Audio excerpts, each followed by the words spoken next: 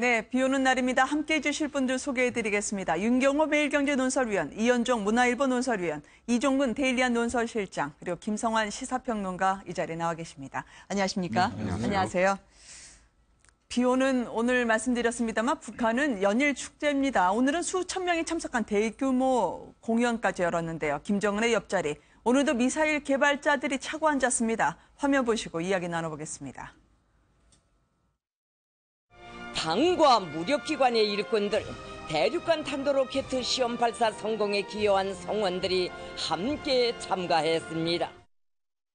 중요한 세관관 동지 손길 아래 이렇게 전문가들도 믿기 어려운 기적의 기적이 일어났습니다.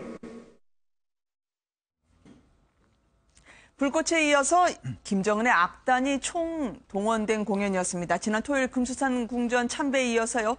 오늘도 역시 이러다가 2인자 황병서나 최룡해는 옆자리로 계속 밀리지 않을까라는 생각이 들 정도로 저렇게 미사일 개발자들을 양옆에 세운 이유는 뭘까요? 안팎으로 과시를 하고 이걸 네. 인정받겠다 이런 의미겠죠.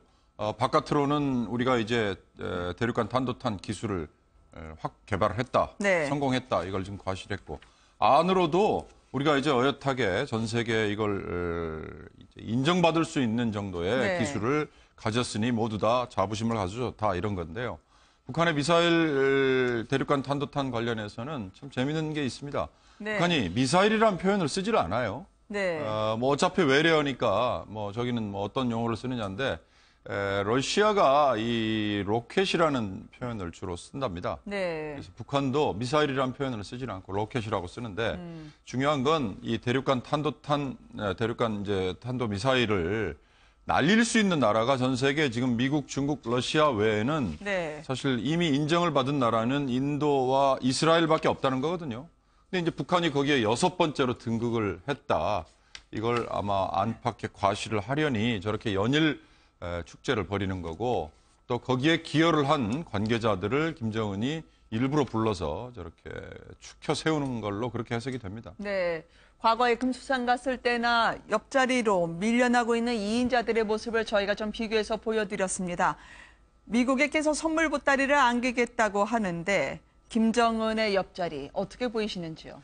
일단 뭐 지금 현재적인 어떤 필요성에 의해서 일단 네. 지금 현재 이제 이번 미사일과 핵 개발에 관여했던 인사들, 뭐 군수공업부라든지 국방과학원이라든지 이런 인사들을 이제 주변에 배치하고 있고 특히 또 평양 가면 여명거리라고 있습니다. 북한은 네. 이제 새로운 도시인데 거기 같은 경우는 이 관련된 기술자들을 특별히 거기에 입주를 시켜서 아주 최고의 대우를 해주고 있죠. 그러니까 특히 이제 지금 김정은 정권 들어서서 나타난 특징은 뭐냐면 일단 이 로켓과 그다음에 이제 이 핵 개발 네. 관련된 이 기술자들 같은 경우는 북한 내에서 뭐 최고의 대우를 해주고 있거든요. 이제 그런 면에서 볼 때는 이 기술자 우대 정책 뭐 이런 것들이 이제 아마 김정은의 정책으로 이제 표현되는 것 같은데 물론 이제 네. 최룡해나 뭐 황병서 같은 경우는 언제나 이제 뭐 김정은의 측근에 배치됩니다만은 일단 김정은의 지금 전략 자체가 결국 핵과 미사일을 완전히 가지는 뭐 네. 그런 나라로 만드는 게 현재적 전략이라고 본다면 일단 이런 것들의 어떤 사회적 분위기를 좀 만들어 나가는 것 같습니다. 네.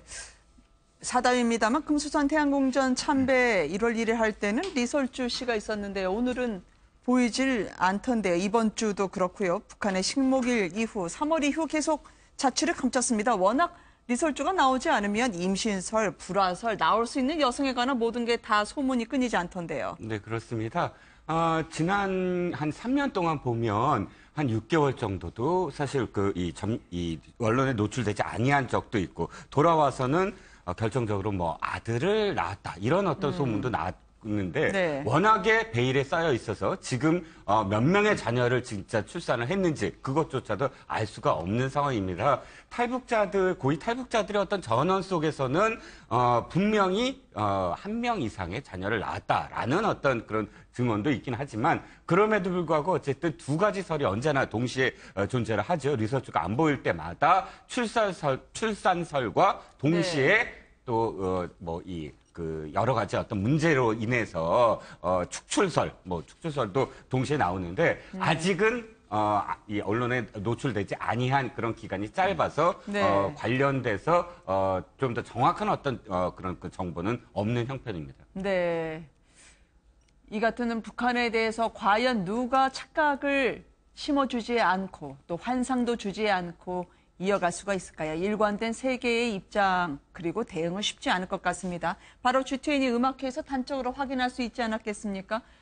트럼프 대통령이 문 대통령 손을 잡긴 했지만 그 뒤에서 싸늘하게 바라보는 시진핑 주석 그리고 푸틴 대통령은 윤 의원님 말씀하셨던 것처럼 대륙간 탄도미사일의 기술을 러시아가 혹시 도와주지 않았냐라는 그런 전언과 함께 러시아가 규탄한 반대하지 않았습니까? 일단 이번 그 G20 회의에서 가장 특징적인 게 결국 이제 한미일의 삼각동맹이 네. 다시 이제 복원됐다는 의미와 함께 또 중러가 함께 이제 북한을 옹호하고 나섰다는 네. 게 아마 가장 특징적일 겁니다.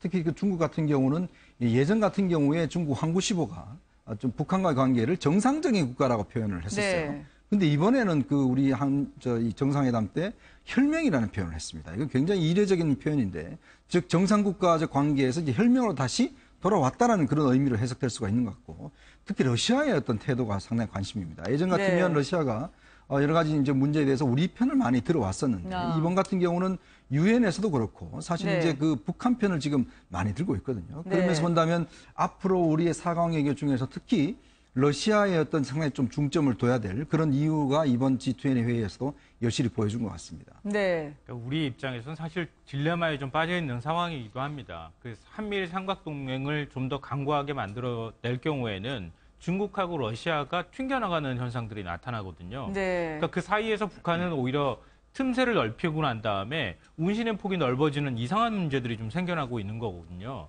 그래서 이런 것들을 어떻게 그러면 봉합할 것이냐, 어떻게 우리 주도로 대북 관계를 이끌어 나갈 것이냐, 이제 이런 문제가 지금 숙제로 남아 있는 상황인데, 네. 그러니까 북한에 있어서 그 ICBM하고 그다음에 핵이라고 하는 것은 사실은 우리가 볼 때 힘이 약한 국가가 보일 수 있는 최대의 자기를 과장해서 보이는 극대화 효과를 나타내는 겁니다. 네. 북한 입장에서 지금 경제적인 문제나 이런 것들을 제대로 해결하지 못하는 상황이거든요. 그러니까 미사일이나 핵을 통해서 그걸로 거래를 하고 싶은 욕구들이 북한은 분명히 있을 거라고 저는 생각하고요. 네. 그러니까 그렇기 때문에 오히려 바깥에다가 우리가 이런 것들을 가진 국가라고 하는 것들을 과시를 하는 측면들이 굉장히 강하게 나타나고 있다고 봅니다. 네. 그러니까 북은 군사적인 측면에서는 강국이 될 수 있을지 모르겠지만 북한 인민들은 굉장히 힘든 삶이나 고통스러운 삶을 살고 있다. 이 딜레마를 어떻게 북한은 해결할 것인가 이런 문제에 지금 빠져 있는 상황이기 때문에 네. 우리가 그런 고리를 어떻게 역으로 이용할 것인가 이런 것들이 좀 남아 있는 것 같고요. 국제 무대에서 우리의 역할들을 좀 더 주도적으로 끌고 나가기 위해서는 북한의 그런 약한 고리를 어떻게 끌어낼 것인가 이런 문제들이 문재인 대통령한테 굉장히 큰 숙제로 남아 있는 것 같습니다. 당근과 채찍 고강도로 줘서 북한을 협상장으로 끌어내자. 이 문 대통령의 베를린 구상, 신베를린 구상이라고도 불립니다만 국민들 여론조사 결과는 66%가 동의한다고 돼 있네요. 예, 내용을 보면 뭐 동의를 안 할 수 없죠. 이를테면 한마디로 얘기하면 뭡니까? 베를린 구상이라는 게 한반도의 평화 체제를 항구적으로 구축하자 이런 거거든요. 그걸 위해서 어떤 걸 하자 이런 건데 예를 들어서 북한에게는 지금까지 개발한 핵을 동결하거나 또는 폐기하거나 그러면 뭐 한미 군사훈련을 뭐 축소한다든지 뭐 이런 어찌됐든 뭐 내용들은 갖가지 채워집니다. 또 경제적인 지원, 인도적인 지원 이런 것들도 있으니까 네. 그런 내용들에 대해서 사실 동의하지 않는다 그러면 북한을 그러면 흡수통일하거나 아니면 뭐 체제를 완전히 전환시키는 방식으로 그러면 뭔가 변화를 유도할 거냐 뭐 이런 거니까 그런 점에서 보면 66% 정도가 동의를 했다. 이건 뭐 이해가 갑니다. 다만 네. 실제로 그러면 얼마나 가능성이 있어 보이느냐. 이 점에서는 우리 국민들도 굉장히 현실적이에요. 네. 실제로 가능성이 없어 보인다고 한 답변이 한 2%, 3% 이 정도 되지 않습니까? 네. 그러니까 당초에 문재인 대통령이 베를린에 가면 신베를린 선언이라고 이름을 붙여서 조금 더 강도 높게 북한을 껴안는 대화를 하자, 압박도 하겠지만 대화를 하자라고 하는 얘기를 강조를 하려다가 네. 북한이 ICBM을 발사하고 국제사회의 모두의 지탄을 받는 행동으로 맞서니까 그렇다고 그걸 접지는 않았지만 일단 강도를 낮췄고 그다음에 중요한 건 타이밍인 거죠. 사실 DJ가 2000년에 베를린에 가서 했던 얘기가 바로 베를린 선언인데 네. 그래서 이제 이번에는 신베를린 선언 그리고 신베를린 구상으로 바뀐 건데 그때 남북 정상회담으로 이어졌고 북한을 끌어들이는 선샤인 폴리시가 바로 발현이 됐으니까 네. 이번에도 문샤인 폴리시가 되려면 중요한 건 타이밍이었다 이런 거죠. 특별한 일정을 잡지 않은 오늘 문 대통령입니다. 그러나 통일의 경험을 갖고 있는 앙겔라 메르켈 총리가 계속 든든하게 이번 G20처럼 배려를 하게 될까요?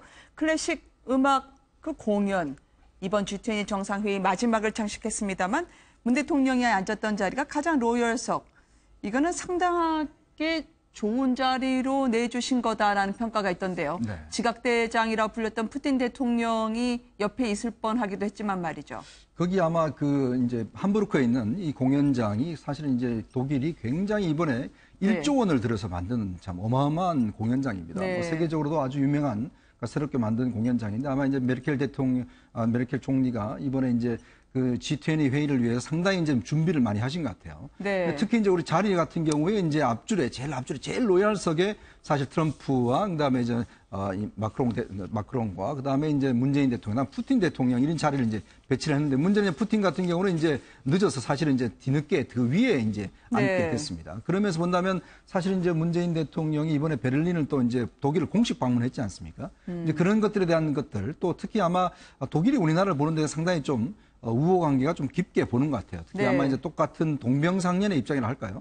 서독과 동독이 통일했듯이 남과 북의 어떤 통일에 대한 어떤 그런 열망들이 있기 때문에 그런 네. 것들 배려해서 사실은 이제 문재인 대통령에 대해서 각별히 좀 배려를 한 것 같습니다. 오페라 자리의 로얄석 배려도 사실은 뭐 그 엄청난 배려지만 네. 메르켈 총리의 배려는 저는 가장 그 빛났던 게 그 리트리트 회의 비공개 정상회담 이후에 스스로 연설을 통해서 기자회견을 통해서 북핵 문제와 관련해서 이번에 G20에서 공동으로 그랬죠. 사실은 우려를 표명했다. 그것이 사실은 가장 큰 배려가 아닐까 싶습니다. 네. 일부 우리나라 언론에서는 이번에 뭐 공동선언에 그것이 포함되지 않았다. 그리고 그것이 뭐 푸틴 쪽에서 그러니까 러시아 쪽에서 반대를 했기 때문이다. 중국 쪽에서 반대를 했기 때문이다. 이런 보도가 나오기도 했지만 그러나 사실은 우리 쪽에서의 그건 너무 큰 욕심이라고 좀 보여집니다. 네. G20 정상회담 의제 자체가 사실은 기후변화 협약과 그다음에 보호무역주의에 대한, 그러니까 자유무역주의에 대한 어떤 그 연속성 이것이 네. 하나의 의제였기 때문에 돌발 의제로서 사실 북핵 문제까지도 담는 것은 좀 무리이지 않았는가. 네. 그럼에도 불구하고 어쨌든 의장국 메르켈 총리가 그렇게 언급함으로써 우리의 어떤 입장을 그래도 세계적으로 표현할 수 있었다, 대변할 수 있었다는 점에서 사실 네. 메르켈 총리에게 그 점과 관련해서 우리가 고마워해야 될 그런 부분이라고 생각합니다. 푸틴 대통령이 이번에 트럼프 대통령과 만나고 또 일본 총리하고 만나다가 음악회에 단단히 지각을 했었는데요. 이게 지각하지 않았다면 우리 김정숙 여사 옆자리에 앉으실 뻔했다고 들었습니다. 네, 아까 뭐 빈자리 보이잖아요. 그 네네. 빈자리에 김정숙 여사 바로 옆자리가 지금 비어 있거든요. 네. 이게 푸틴 대통령이 그 자리에 지금 앉을 예정이었는데 지각을 하는 바람에 결국 앉지 못했다 이런 건데 지난번에 시진핑 주석 부인 홍르디안 여사요? 예, 푸틴 대통령 옆에 앉았을 때 네. 그때 겉옷을 벗어서 이렇게 주는 장면이 굉장히 큰 화제가 된 적이 있었는데요. 아, 네, 무릎 담요 같은가요? 네. 푸틴 대통령이라고 하면은 우리 가장 이제 익숙한 장면이 이른바 상남자 스타일 있잖아요. 네. 괜히 뭐 다이빙도 하고 뭐 그렇게 근육질 막 보여주고 막 그러는 모습들 보이는데 네. 그게 이제 정치 스타일에도 그대로 드러난다는 얘기를 굉장히 많이 받았거든요. 그러니까 뭔가 좀 여성이 옆에 앉았을 때 배려하는 모습이나 이런 것들을 좀 보여주면은 네. 아마 러시아 내에서도 이제 좀 인기가 올라가는 이런 현상이 나타났을 것도 같아요. 네. 그런 것들을 또 의식한 행보들을 했었던 것 같은데 이번에는 뭐 지각을 하는 바람에 그런 모습을 이거 안타깝다고 해야 될지 모르겠지만 볼 수가 없었습니다. 네. 문 대통령 뭐 정상 의전에서는 재임 기간이 짧으니까 한쪽 끝에 있다 하더라도 이분의 부인인 김정숙 여사는 늘 여사들 가운데에서 가운데 있었습니다. G20 정상 배우자들의 사진을 보면은요. 김 여사의 모습을 확인할 수 있었는데요. 저렇게 되면 따로 자리를 배열해 주는 게 아니라 본인이 적절히 친화력을 발휘해서 갈 수 있는 자리인 건가요? 요즘 그 인기 있는 음악 프로그램 보면 네. 이 센터절이 경쟁을 해서 아이돌들이 얼마나 치열하게 그 경쟁을 벌이는지를 아마 여실히 볼 수 있을 텐데 네. 특히 이제 정상 외교 같은 경우는 사실 틀에 짜 있습니다. 네. 예를 들어서 뭐 대통령이나 총리 같은 경우는 그 서열이 이제 있기 때문에 그런 원칙이 있지만 영부인들 같은 경우는 조금 그런 원칙 자체가 좀 유동적인 것 같아요. 그러니까 네. 누가 좀 적극적으로 나설 경우에는 뭐 그 자리를 가는 것 자체를 뭐 누가 함부로 할 수 없지 않습니까? 지금 보시면 중앙에 이제 메르켈 총리의 이제 남편이 하우어 박사가 이제 중앙에 있고 바로 네. 그 뒤에 이제 김정숙 여사가 자리를 네. 잡고 있죠. 그리고 이제 바로 옆에는 멜라니아 여사가 있고 이런 걸 보면 확실히 김정숙 여사 좀 이 친화력 네. 이것 자체는 굉장히 뛰어난 것 같습니다. 이 사진을 보시면 바로 이제 제일 정중앙에 이제 있어요. 바로 네. 옆에는 좀 베트남 대통령의 부인이 또 있고 이런 네. 거 보면 뭔가 하여튼 이 사람들 모이는데 잘 말도 하고 또 네. 특히 보면 김정숙 여사 영어를 좀 그래도 어느 정도 대화는 좀 하시지 않습니까?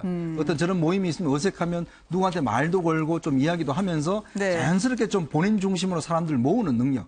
이게 하나의 친화력이거든요. 아마 네. 그런 것들이 본인도 이제 공연도 많이 해보셨고 또 이런 여러 가지 친화력 측면에서 상당히 좀 이번에 돋보이는 행보를 좀 보이신 것 같습니다. 네. 친화력도 친화력이지만 전 네. 센터 본능이 있으신 분이라고 생각해요. 확실히. 왜냐하면은 저 사진 찍을 때 그 장면을 동영상으로 보면 네. 누가 저쪽으로 오라 또 그리고 네. 그 중앙에 들어가서 김정숙 여사가 빨리 오시라 그런 다음에 다른 영부인들을 아, 불러서 그러시나요? 그 앞에 중앙에 네. 세운 그러니까 이 주변으로 세운 다음에 센터에 들어간 게 아니고요. 네. 그냥 자연스럽게 센터로 가시더라고요. 그러니까 누가 불러서 네. 간 게 아니라 자연스럽게 그냥 거기 들어가서 그 자리를 차지하니까 그냥 센터가 되는 거예요. 저는 이현정 위원 말씀에 한 표입니다. 무대에 서본 사람만이 센터 욕심을 가져갈 수 있거든요. 아, 그렇군요. 그러니까 서울 시립합창단 단원이셨어요. 아, 그러니까 큰 무대에도 그러네요. 사실 합창단 단원이니까 서보셨고 무대에 서본 자만이 사실 중앙에 서는 어떤 그 욕심이 좀 있거든요. 네. 저는 그게 또 경험에서 우러나온 게 아닌가 싶습니다. 이렇게 말씀하셨던 것처럼 저도 동의를 하는데요. 네. 센터 자리를 아시는 거예요. 그냥 그 자리에 서면 센터가 되는 거예요. 사실은 네. 얘기를 하면 그러니까 본인 스스로가 그게 좀 이렇게 그런데 체질화되어 있는 것 같은 그런 느낌도 좀 받게 되고요. 그러니까 그렇게 주변 사람들하고 같이 이렇게 사진을 찍는 거에 굉장히 익숙해져 있었던 것 같고 우리 이제 학창 시절 때도 보면 그렇잖아요. 항상 사진 찍읍시다 그러면 제일 먼저 들어가가지고 중앙에 딱 서는 사람이 있잖아요. 약간 그런 스타일을 좀 갖고 계신 것 같아요. 네. 김정숙 여사의 영어 실력도 이런 센터 본능과 함께 일명 프리토킹으로 얼음을 녹이는 역할을 하지 않았을까 싶습니다. 통역이라든지 아니면 기록에 의존해야 되는 정상, 빡빡한 의전과는 달리 스스럼 없이 영어 한마디 그리고 독일어 한마디 하는 걸로 상대로부터 무장 해제를 부를 수 있었다고 하던데요. 글쎄요. 그러니까 김정숙 여사가 타고난 친화력이 제일 큰 무기인 것 같아요. 네. 뭐 영어야 몇 마디 대화를 한다지만 예를 들어서 독일에 이번에 갈 때는 기본적인 독일어 인사라든지 이런 것들은 미리 또 준비를 한 것 같고요.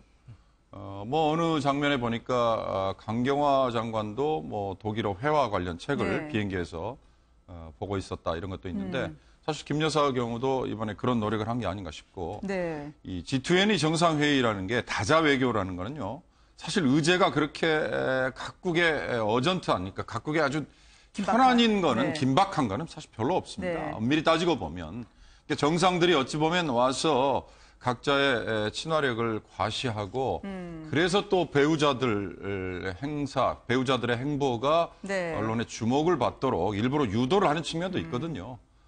그런 점에서 사실 뭐 퍼스트 레이디라는 표현도 아마 요즘에는 쓰지 않을 겁니다. 왜냐하면 정상적인 남편이 아닌 파트너 뭐 이런 관계도 얼마든지 같이 동행을 하는 걸로 저는 알고 있는데 네. 이제 그런 관점에서 보면 우리 김정숙 여사가 본인 특유의 그 친화력으로 그렇게 중심에 서는 이런 거는 뭐 우리 국민들한테 상당히 좋아 보이지 않습니까?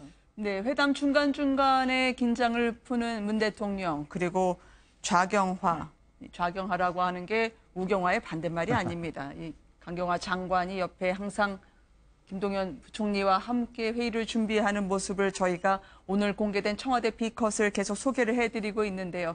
김정숙 여사의 경우에는 누군가 설명을 진지하게 하면 이런 설명 늘 하려니 얼마나 힘들지 않겠냐고 전곡을 찌르는 듯한 그런 사람의 마음을 달래는 듯한 이야기 때문에 그쪽에서 오히려 더 적극적으로 나설 수 있었지 않았을까 싶어요. 그렇습니다. 이번에 이제 보면 강경화 장관 같은 경우는 아무래도 다자외교에 좀 능한 면이 있지 않습니까? 네. 그렇기 때문에 이제 좀 이 그 다자 무대에 많이 서봐서 사실 이제 문제에 대해 조금 이제 어색할 수 있는 것들을 잘 커버를 해준 것 같아요.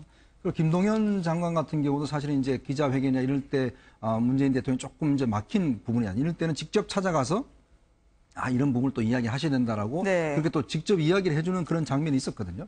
그러니까 그거 보면 아마 김동연 장관도 굉장히 이번에 아마 도움이 많이 된 것 같고, 그리고 이제 아무래도 김정숙 여사 같은 경우는 지난번 유대인 그 어떤 이 추모비에 갔을 때 네. 거기에서 사실은 이제 그 설명하는 사람한테 얼마나 많이 힘드시죠라고 하면서 좀 공감을 표시했던 이제 그런 것들이 보면 이렇게 많은 사람들 챙기는 이제 그런 스타일이지 않습니까? 그래서 아마 이번 첫 번째 정말 집권하고 사실은 뭐 2달도 안 돼서 이제 다자외교 무대에 간 것인데 네. 나름대로 좀 그 어떤 호흡이 잘 맞았다고 할까요?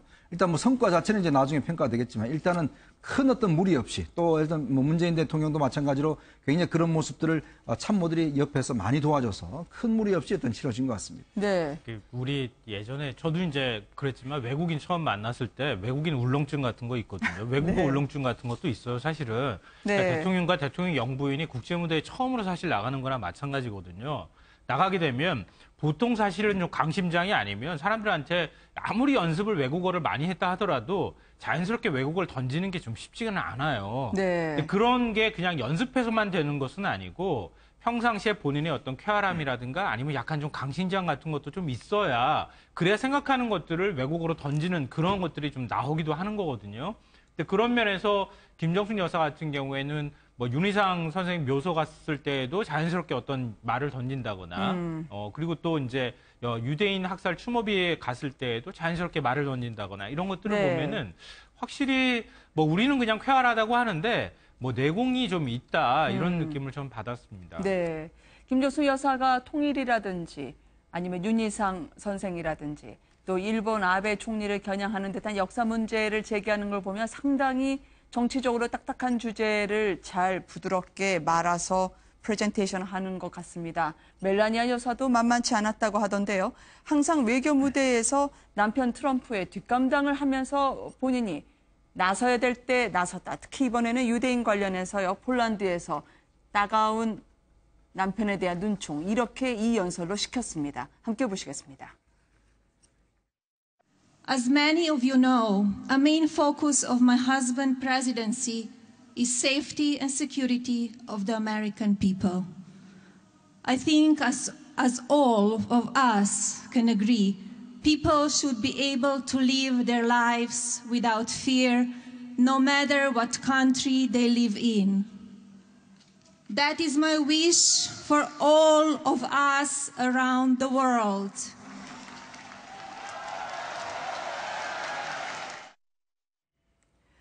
남편이 못 간 연설을 대신하면서 멜라니아 여사가 상당히 슬로베니아뿐만 아니라 전 세계에 주는 메시지가 있습니다. 옷 같은 경우도요. 내가 입고 싶은 옷 입는다라는 당당함만으로 이분을 지켜보는 분들이 많아지고 있더라고요. 네, 아니 근데 워낙에 모델 네. 출신들은 무슨 옷을 입어도 참 이쁜 예쁘게 네. 이렇게 태가 나죠, 옷태가. 그런데 사실은 이제 뭐 그 큐러트, 뭐 크롭트 웨어라고 해서 이제 네. 바지가 이 폭이 넓고 또 네. 7부 정도의 어떤 그런 바지를 즐겨 입는다고 하죠. 좀 전에 사진들. 네. 폴란드 연설이 왜 눈에 들어오냐면, 왜 귀에 들어오냐면, 사실 멜라니아 여사가 처음에 이제 그 백악관에 입성을 안 했어요. 한 몇 개월 동안 뉴욕에 네. 자택에 머물러 있었고, 그런 것 때문에 사실은 이제 영어에서도 슬라브 쪽 그런 이 독특한 억양이 좀 있고, 네. 자신감이 굉장히 좀 떨어지는 네. 그런 이 영부인이 아니냐. 뭐 국내 언론도 그렇게 좀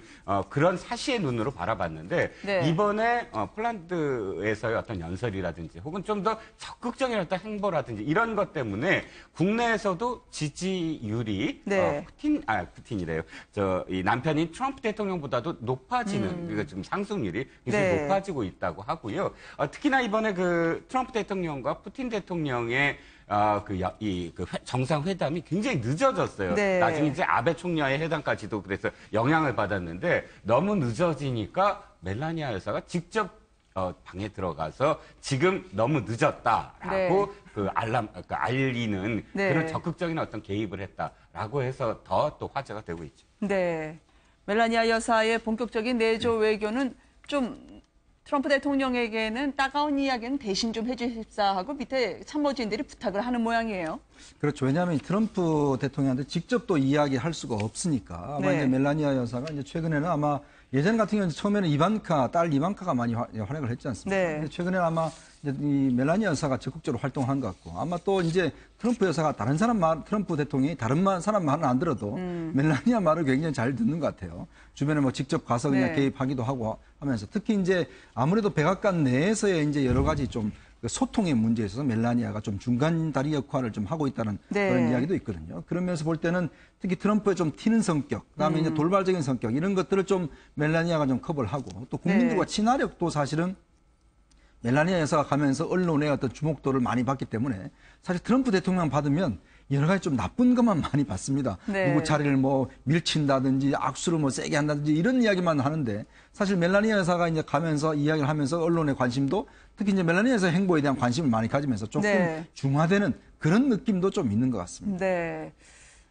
남편인 트럼프 대통령은 석유를 계속 쓰자는 입장이지만 독일에서는 난감해하니 기후변화 연구소를 가자고 했을 때도 멜라니아 여사는 쾌히 가겠다고 했던 모양입니다. 제클린 케네디가 혹시 롤모델이 아니냐라고 하는 이야기가 나오던데요. 예, 메르켈 총리의 남편이 아마 배우자들을 위한 행사를 주관하면서 저 기후연구소 방문을 제안을 했다고 해요. 네.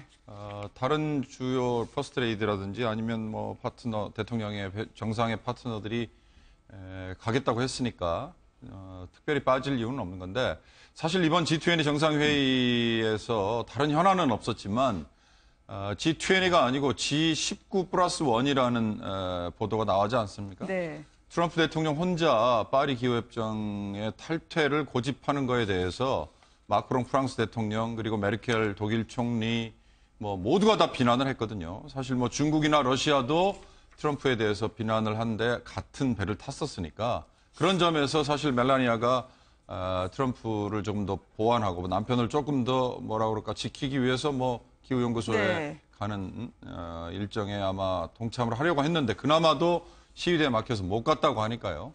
그런 점이 좀 애석했을 것 같습니다. 네. 근데 기후변화연구소가 사실은 독일의 이번 그 의장국인 독일의 하나의 어떤 히든카드였던 것 같아요. 네. 어떤 의미에서 미국이 그걸 탈퇴를 해서 사실 기후변화 협약에 관련돼서 이번에 의제가 굉장히 어정쩡한 결론이 났는데 네. 이번에 기후변화연구소 자체는 뭐냐면 이 기후가 세계의 60곳에 어떻게 변화되는가를 계속 이렇게 지켜보는 곳인데 만약에 멜라니아 여사가 함께 영부인들과 함께 그 자리에 갔다 그러면 네. 사실은 언론들이 쓸 게 많죠. 아, 미국이 반대를 했는데 멜라니아 여사가 기후변화연구소에 가서 어떤 그렇죠. 표정을 짓고 어떤 말을 하고 이것들이 굉장히 아마도 화제가 됐을 겁니다. 거꾸로 또 멜라니아 여사가 그런 장면에서 도리어 더 치고 나갈 수도 있었겠고요. 그러니까 네. 여러 가지 어떤 상황들이 연출될 수 있었을 텐데 독일이나 혹은 또 멜라니아 여사 측이나 좀 아쉬운 대목일 수도 있는 부분이죠. 보도가 많이 나온 건 아니었겠습니다만 이번 G20에서 멜라니아 여사만큼이나 주목을 받았던 영부인들이 많았습니다.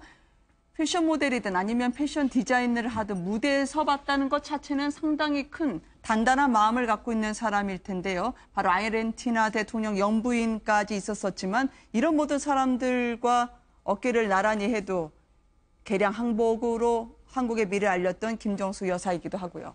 네, 맞습니다. 뭐 이건 뭐 그 사람의 생김새라고 하는 거는 인종마다 다 다르기도 하고요. 그 네. 각 사람들이 다 사업을 하는 사람이나 아니면은 본인이 모델을 했다거나 직업이 또 다를 수가 있으니까 누가 아름답다 아니다 이렇게 평가할 수 있는 대상은 또 아닌 것 같고요. 네. 뭐 지금 방금 전에 말씀하신 분이 줄리아나 아와다라고 하는 아르헨티나 대통령의 영부인인데 네. 뭐 패션 사업을 하고 있다고 해서 오히려 이제 그 멜라니아 여사하고 같이 서 있는데도 불구하고 별로 뒤지지 않은 미모를 가지고 있다고 해서 많은 사람들한테 관심을 받기도 했는데요. 뭐 말씀하신 것처럼 김정숙 여사 같은 경우에는 이번에 이제 누비못을 준비해가지고 갔잖아요. 네. 근데 누비못에 대해서 서양인들의 관심들이 대단했고요. 또 누비못을 뭐 그래서 선뜻 선물을 해주는 뭐 그런 모습들도 보였는데 네. 그게 오히려 뭐 한국인으로서 보여줄 수 있는 아름다움이 아니었나. 그런 생각을 하게 되고 또 앞서 이제 잠깐 이제 기후변화연구소 잠깐 말씀하셨던 것처럼 네. 우리 학창 시절에 그런 거 있잖아요. 제가 받았던 인상은 멜라니아 여사가 그 기후변화연구소 안 간 거는요. 배가 살짝 아팠는데 학교 가기 싫어서 그냥 안 간 거하고 비슷한 느낌을 받았다.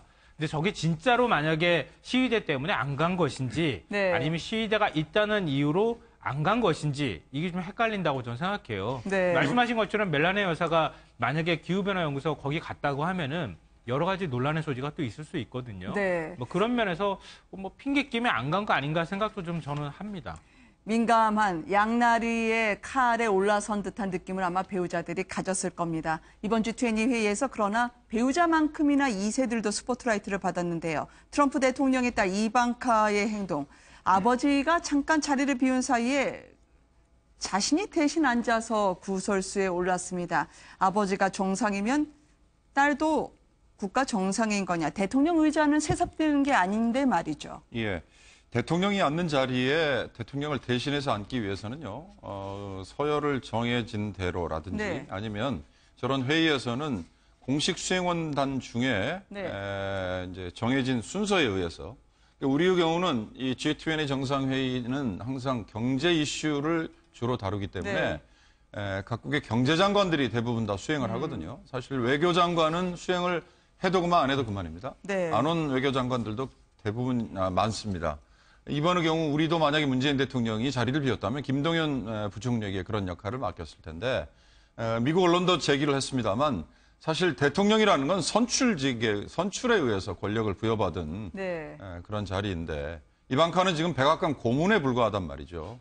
고문에 불과한 이방카가 저 자리에 앉았다는 거. 그리고 특히 저걸 미국 언론에서 또 백악관에서 브리핑을 한 게 아니고 네. 러시아 쪽에 어느 참석자가 트위터에 올렸던 네. 자기의 무슨 SNS에 올렸던 것 때문에 밝혀졌단 말이죠. 그런 것 때문에 미국 내에서 오히려 백악관 내부의 의전의 문제 그리고 트럼프의 여러 가지 가족 공사를 구분하지 못하는 문제 이런 게 다시 도마에 오른 거죠. 네. 이런 거는요, 저는 굉장히 미국이 실망스럽다 이런 생각을 하게 됩니다. 전 세계 어느 나라가 대통령이 있다고 해서 대통령 딸이 저런 식으로 정상회의에 참석을 하고 대통령이 비운 자리를 그 딸이 가서 앉는 경우가 있을까? 저는 사실은 독재국가 아니면 저런 건 있을 수가 없는 일이라고 저는 생각하거든요. 미국 내에서도 뭐 평론가들이나 이런 사람들도 얘기하지만 혈통이나 이런 것들로 지금 권력을 부여받는 것이 아니잖아요. 국민이 부여해주는 권력을 받는 것인데 그걸 대통령 딸이 백악관 고문을 맡는 것도 이상한데 고문이라는 자격으로 국제회의에 가가지고 아버지를 대신해서 그 자리를 채웠다고 하는 것은 네. 아마 제가 가지고 있는 시각뿐만 아니라 유럽이나 이런 나라들에서 바라볼 때에도 굉장히 이상한 장면으로 느껴졌을 거라고 저는 생각합니다. 공사를 구분하지 못하는 거 아니냐라는 이야기까지요. 논란이 꽤 있습니다. 이를 두고 족벌 정치가 아니냐라고 이야기하시는 분도 적지 않던데요. 과거에는 뭐라고 얘기했을까요? 지금까지 보여드렸던 화면만 보면 이방카는 마치 영부인 혹은 부통령처럼 보이던데요. 내가 이렇게 하겠다, 과거에도 이렇게 했을까요? 보시겠습니다. You know, I try to stay out of politics. You know, his political instincts are phenomenal. He did something that no one could have imagined he'd be able to accomplish. There were very few who saw it early on. I feel blessed to have been part of the ride from day one and before. But he did something pretty remarkable. But I don't profess to be a political savant, so I leave the politics to other people and really lean into the issues that I care deeply about. 트럼프 아버지의 일명 정치적 일감 몰아주기인가요? 정말 우리 정서로는 뭐 우리 또 정서나 우리 법적으로는 도저히 네. 이해할 수 없는 일들이 사실 어떤 면에서 보면 우리의 어떤 뭐 모범 국가 우리가 본받으라는 국가는 사실 미국의 민주주의 않습니까? 네. 근데 미국 민주주의에서 사실 백악관에서 저렇게 회의를 주재를 하고 만약에 이제 문재인 대통령 아들이나 딸이 저렇게 했다 그러면 우리 여론이 가만히 있겠습니까? 네. 이제 그런 거 마찬가지로 지금 이해할 수 없는 장면들이 사실 이제 백악관에서 많이 벌어지고 있고 이것에서 사실 미국 여론도 상당히 좋지 않은 게 사실인 것 같습니다. 더군다나 지난 우리가 한미 정상회담을 할 때 그때 이제 정상회담 공동선언문이 7시간 늦게 네. 나왔잖아요. 나중에 이제 이야기 나온 게 보니까 워낙 트럼프가 돌발적으로 또 즉흥적으로 많이 하다 보니까 하도 내부에서 좀 시스템을 만들었대요. 이걸 좀 검증하는 시스템을 만들어서 트럼프가 어디 가서 뭔가 합의하고 온 것들은 그러니까 이 백악관 내에서 장시간 좀 이게 검증을 해서 이게 네. 제대로 된 것인지 이걸 하는 시스템을 내부적으로 만들었다고 합니다. 그래서 아마 그때도 7시간 늦게 나왔다고 하는데 그만큼 지금 미국 백악관의 분위기나 이런 돌아가는 상황 자체가 좋지 않다는 것이고 아마 지금 뭐 특히 또 다시 트럼프가 돌아가서 여러 가지 또 지금 러시아 문제가 또다시 불거지고 있다고 해요. 네. 그러면서 본다면 트럼프의 G20회의 저런 모습은 참 민주주의를 하는 국가에서는 또 좀 이해하기 힘든 뭐 그런 장면이 아닌가 생각이 듭니다. 다시 또 골프장으로 가셔가지고 휴가인지 근무일인지 구분하지 못할 정도라고 하던데요. 지금 2세의 저 정치 행위, 본의 아니겠지만 3살짜리 캐나다 트루도 총리 아들이죠. 아드리앙에게도 불똥이 튀고 있습니다. 귀여운 외모에다 천진하고 엉뚱한 모습, 엄마의 꽃다발까지 낚아챘던 지금 송그네를 타고 내려오는 저 3살 막내 아들의 모든 외신의 시선이 주목이 됐는데요. 저것도 워낙 정치 명문가 아니겠습니까? 트루도 총리 자체가 3살에서 5살 사이에 찍힌 사진으로 정치적으로 데뷔를 했기 때문에 이것 또한 사진으로 대물림이냐 편치 않은 시선도 있는 게 사실입니다. 물론 과한 해석이긴 하지만요. 예, 트루도 총리의 아버지도 뭐 굉장히 유명한 정치인 트루도 씨였죠.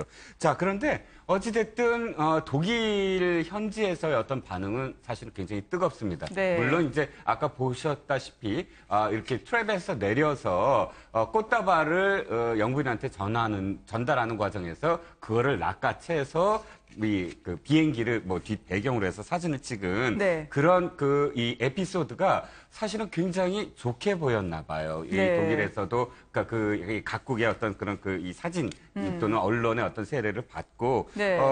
그것을 굳이 그렇게 나쁘게 보지는 않는 것 같다. 그러니까 네. 하나의 어떤 양념이랄까요? 뭐 이 실질적으로 어떤 이방카나 또는 그의 남편 트럼프의 사위처럼 적극적인 어떤 그 정치 개입이라고 보기에는 너무 사랑스럽지 않습니까? 네. 원래 동서고금을 막론하고요. 아이 싫어하는 사람은 하나도 없어요. 네. 그러니까 아이 얼굴이 나오는 순간 그러니까 우리는 다른 나라는 뭐 영부인이 화려한 옷을 입는다, 뭐 어디 정치적으로 어떤 메시지를 던진다, 굉장히 많이 노력을 해도 그게 빛이 날까 말까한 상황인데 아이가 천진난만한 행동 하나 하니까 그게 전 세계에서 엄청난 화제가 되는 이게 굉장히 젊은 대통령이 나온 국가의 어떤 장점 중에 하나가 아닌가 이런 생각을 하는데 네. 저는 우리나라도 언젠가는 40대 대통령이 나와서 저렇게 아이를 데리고 외국에 나가서 아이도 많이 조명을 받고 그랬으면 좋겠다 이런 좀 부러움 같은 생각을 좀 해봤어요. 네. 근데 우리는 너무 사실 고령화된 거 아니냐 이런 지적도 사실 젊은 층 사이에서 조금 있거든요. 근데 트루도 총리 같은 경우에도 그렇고 마크롱 대통령도 그랬지만 젊다는 이유, 또 굉장히 진취적이고 네. 이런 이미지 때문에 각국 정상들의 러브콜을 굉장히 많이 받았다고 하고 문재인 대통령은 9개 국가 정상을 만났지만 트루도 총리는 15개 국가 정상들하고 따로 양자회담을 했다. 이런 얘기가 나올 정도로 네. 그 뭔가 젊음이 가지고 있는 에너지나 또 거기에 따르는 기대 심리, 뭔가 한번 얘기를 해볼 대화 상대라고 하는 그런 장점들이 좀 있는 것 같아요. 네. 그러니까 앞으로 우리나라가 뭐 몇 년 뒤가 될지는 모르지만 좀 젊은 대통령이 나오는 시대가 되면 네. 우리나라에서도 저런 장면을 좀 볼 수 있지 않을까 하는 근데 기대를 우리나라 합니다. 대통령의 아들이 저렇게 꽃을 뺏어서 막 했다 그러면 아마 그 청와대 홈페이지가 아마 폭격을 당할걸요. 아이 버릇 잘못 키웠다고 아마 우리 아이가 달라졌어에 출연시켜야 된다고 아마 그럴 것 같다는 G20 그 우려가 정상회의 있습니다. 관련해서 제가 한 말씀만 드리자면 저렇게 네. 아이 뭐 부인들의 행동, 행보 이런 얘기만 사실 비춰지고 있습니다만 이번에 함부르크에서는 네. 이 반세계화, 그러니까 세계화에 반대하는 네. 시위가 엄청났거든요. 그렇죠. 그리고 우리 문재인 대통령이 인도네시아 대통령과 회담 자체가 안 무산됐을 됐죠. 정도로 네. 시위대에 막히고 그다음에 경호대 보안 때문에 호텔 내 정상들을 가둬놓고 또 심지어 기자들까지 뭐 갇혀 있었다는 사고도 있었다고 그러지 않습니까? 네. 그러니까 G20 정상회의에 사실 이면을 보면 저렇게 꼭 배우자들이나 뭐 우리가 그냥 보고 웃고 즐기고 할 수 있는 이런 것만 있는 건 아니죠. 네. 늘 좋은 말씀 주시는 윤경호 위원이었습니다. 이제 자유한국당 소식으로 한번 넘어가 보려고 합니다. 여권 잘하는 건 잘하는 거대로 평가하겠다.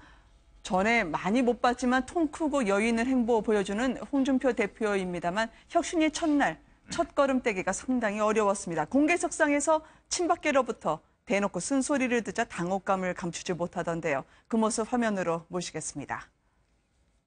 저는 김대식 여의도 연구원장 지명은 철회돼야 한다고 생각합니다. 국정 운영에 있어서도 당 운영에 있어서도 첫 번째가 인사고, 두 번째도 인사고, 세 번째도 인사입니다. 인사를 잘못하면 정당의 실패, 지도부의 실패로 예약된 것이나 마찬가지입니다. 본의고의는 실패가 아니라 당의 주요 당직을 정실 인사, 측근 인사, 자기 식구 꽂아넣기 식으로 한다면 이것이 문재인 정부의 신문 코드 인사와 무엇이 다르냐. 일명 마웨이, 독고다이를 허용하지 않겠다. 왜 자신의 측근 인사만 꽂느냐. 특히 이제 여의도 연구원장까지 포함해서요. 오늘 혁신위 첫날이었지만 친박대 그리고 친홍의 대결을 보는 것처럼 아슬아슬했습니다. 독고다이 이제 혼자 나 혼자 내가 한다 뭐 이런 네. 분들의 공통적인 특징은 뭐냐면 다른 사람 독고다이는 절대 못 봅니다. 자기가 독고다이였어요. 다른 네. 사람 독고다이면 그걸 절대 못 참거든요. 그러니까 지금 이제 자유한국당 상황이 그렇습니다. 결국 이제 지금 뭐 창업과 수성은 좀 다르다고 하지 않습니까? 네, 사실 네. 뭐 당대표가 되기 전까지는 뭐 사실 뭐 많은 이제 막말은 쏟아내고 했지만 이제 일단 대표가 됐기 때문에 목적 성취한 거기 때문에 그다음부터는 좀 여당에 대해서도 좀 아량도 베풀고 뭐 이런 모습을 보이는데 문제는 이제 당내에 있는 것 같습니다. 아무래도 네. 지금 친홍계열로 인사를 이제 많이 이제 하다 보니까 지금 최고위원 된 사람들이 이제 당신도 옛날에 그렇게 했으니까 우리도 하겠다는 식으로 해서 사실은 이제 지금 이재만 전 그 대구 동구청장 같은 경우는 이제 중앙정치무대에 처음으로 데뷔하는 그쵸. 신분이거든요. 그래서 본인도 사실은 이번에 정말 작정을 하고 준비를 해온 것 같아요. 이제 그러면서 본다면 또 오늘 뭐 여러 가지 일이 있었습니다. 사실은 뭐 저분뿐만 아니라 정우택 원내대표도 마찬가지고. 네. 지금 아마 이제 홍준표 대표가 대표로서의 좀 권위를 세우려고 하고 뭐 3분만 이야기하세요. 1분만 이야기하세요. 이렇게 하는데 아마 그렇게 녹록지는 않을 것 같아요. 문 대통령에게 박수를 보내는 거 뭐 그렇게까지 논평을 내냐고 하면서 정우택 대표도 대변인에게 얘기했지만 홍준표 대표하고 사실상 투톱이 갈라서는 모습을 볼 수밖에 없더라고요. 그러니까 이제 강효상 대변인이 사실은 이제 성명을 내면서 이번 G20 관련해서 이제 박수를 보낸다 이런 이야기를 이제 했어요. 네. 그랬더니 바로 정우택 원내대표가 아니 무슨 정당의 지금 우리 당의 입장도 아니고 이런 거 내려면 같이 토론을 해야 되는데 이걸 왜 하느냐 하니까 바로 강효상 대변인이 아니 나는 당의 대변인이지 원내는 원내대로 하세요 뭐 이런 네. 식으로 해서 상당히 말다툼이 있었다고 하는데 사실 이게 이제 앞으로 사실 당 원내와 지금 홍준표 대표와의 갈등을 좀 저는 전조전이라고 봐요. 아까 말씀드렸던 이재만 최고위원도 마찬가지고 지금 원내와 원내도 상당히 지금 관계가 좋지 않거든요. 네. 앞으로 상당히 불협화음을 좀 일을 것 같습니다. 워낙 청와대나 여당에 대한 속도 조절 자체가 이 친박계를 당무에서 배제하면서 친박과의 일전을 치르겠다라는 홍준표식의 전투 일성은 아닐까요? 그럼에도 불구하고 잘 지켜보면 홍준표 대표가 네. 그렇게 강경하게 강성으로 대응하지는 않아요. 자, 이재만 최고위원이 사실은 진짜 정치적으로도 참 까마득한 후배이고 또 사실 중앙정치 무대에 그 중앙정치에서 국회의원이라든지 혹은 또 다른 어떤 그런 그 직위도 없었던 네. 대구의 동구청장 출신이 와서 처음으로 최고위원으로서 발언을 하는데 비공개로 하자 웃으면서 이 정도의 어떤 발언을 하거든요. 네. 자, 제가 그 말씀 왜 드리냐면 지금은 사실을 확전하지 않겠다. 네. 그러니까 지금 계속 친박은 아마 계속 공격을 할 겁니다. 공격을 하는데 아직도 사실은 이 친홍계가 단단히 모든 이 그 지도부를 구성을 했다. 또는 네. 앞으로 친홍계가 당을 장악했다라고 보기에는 아직 대주주는 역시 대구 경북을 중심으로 한 TK들이 사실 이 당의 대주주거든요. 네. 그렇기 때문에 응전을 하지 않고 하나씩 예를 들어서 여의도 연구원장 아니면 선출직 최고위원 또 뭐 당 대변인 이렇게 한 가지 계속 임명해 나감으로써 사실 아직 새 확산을 하는 단계다. 그러니까 물론 계속 이렇게 불협화음이 나겠지만 네. 아직도 전면전하기에는 친홍이 불리한 어떤 형세가 아니냐. 그래서 네. 홍준표 대표가 저렇게 그러니까 그 강경으로 나가지 않고 서서히 한 걸음씩 원스텝씩 나가는 게 아니냐 싶은 거죠. 네. 이렇게 되면 박근혜 전 대통령의 이름으로 이제 무죄 석방 촉구하는 1000만인 서명 운동을 하겠다라는 새로운 당을 창당하겠다는 조원진 의원까지요. 그렇게 등에 업고자 하는 박근혜 전 대통령 지금 구속 100일을 넘겼던데요. 이 무도에 어떻게 지내신다고 하나요?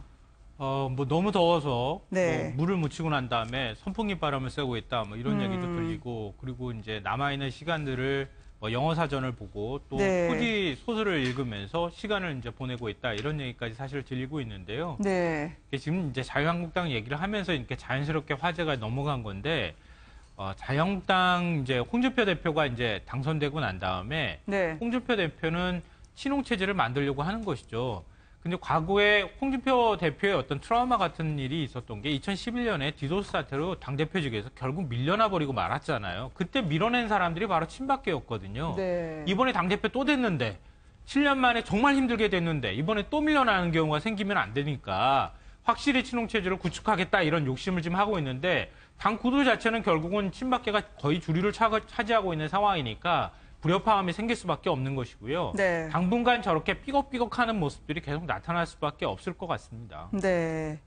참 더운데 더 해결해야 될 일이 많은 이 채증 있는 자유한국당의 이야기까지 함께 들어봤습니다. 오늘 해주신 여러분들 고맙습니다. 감사합니다.